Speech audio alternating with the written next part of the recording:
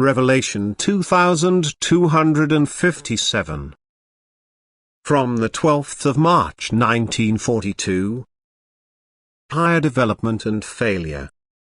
Everything in the world has its time, that is, everything visible must go through its higher development in a certain order, and the duration of this higher development has been determined by God since eternity. However, the being in the stage of free will can shorten the time of higher development as soon as it seriously strives for spiritual maturity. Consequently, the duration of development as a human being is entirely at its discretion. It is not forced to live as it is conducive to the human being's degree of maturity. However, it has to bear the consequences itself in that the time made available to it passes without having earned it the higher development of the soul.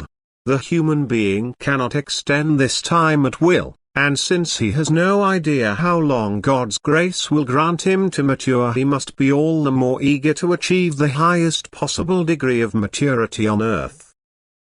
The death of the body will then end every opportunity on earth to mature spiritually. And even if the opportunity for the soul's perfection is still offered in the beyond, it will always remember with self-reproach that time on earth when it failed to strive when it was still in full possession of its strength. Thus God has so far left the human being's will free by also preserving the life of those people who had become apostates to him. And he will not force him to accept his teaching in future either. But he has set limits to the time of redemption by restricting this time from eternity. For he saw people's will and knew from eternity that the will would not use the time of grace of redemption. And thus he deprives people of life, which they no longer appreciate and recognize as God's grace, and with life also the distant possibility of spiritual higher development. Amen.